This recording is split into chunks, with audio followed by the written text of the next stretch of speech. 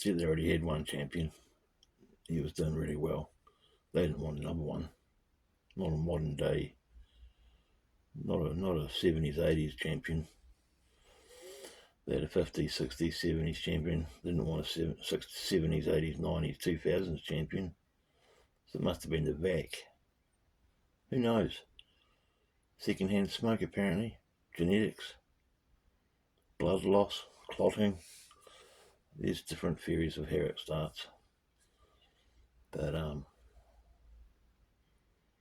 there's no real clear idea of where it ends, and that's what the story's about, where it ends. See, it starts with going to Perth. I've been to Perthes.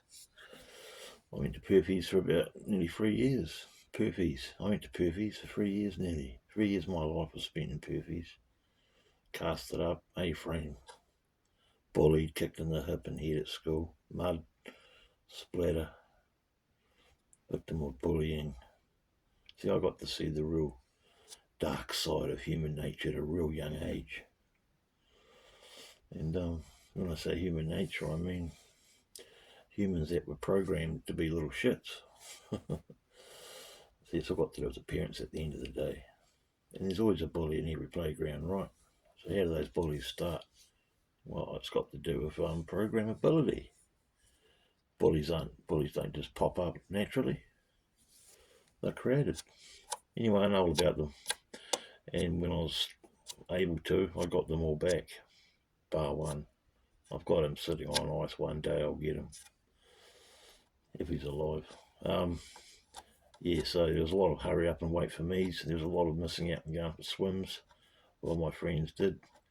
There was homeschooling. There was special speech therapy. There was a lot of physiotherapy. There was a lot of lack of having a good time because I couldn't walk. And it happened at an age where it really was a good age to be free and develop. You know what I mean? Age from 6 to 9, very important years in your development. So, when I started limping, parents started noticing me limping, walking to school a mile there and back every day. They said they seen something was wrong, so they took me up to a bone specialist. And he pretty much straight away diagnosed me with Perthes disease. It's a femoral hip joint problem. It's when the femoral, I think it's called femoral, softens. And it's got to do with those things I mentioned in the beginning of the video. Anyway, the moral of the story is I was written off from a young age because of that. Well, it's always been the underdog's dream for me. You know what I mean? I've always been written off, the underdog. But that's not the end of the story, guys. The story's going to end in the future, and it's going to end really good. I'll make a name for myself one way or the other. I'm not going to be a statistic. But Perthes disease taught me a lot of things. It taught me how to be independent at the same time being dependent.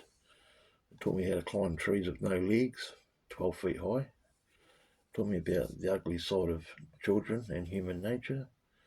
It taught me about the medical system. It taught me about life. It taught me how to be a survivor and how not to give up.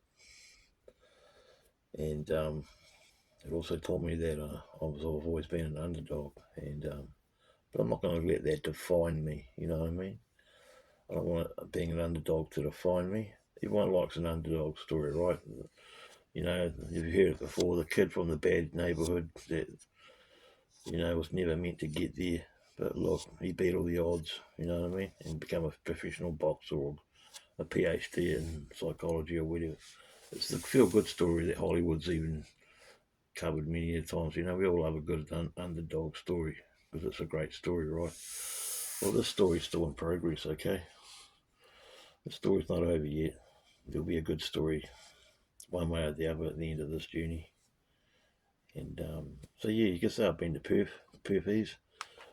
I've been to Perthes even though I've never left the country. Western Australia, left hip.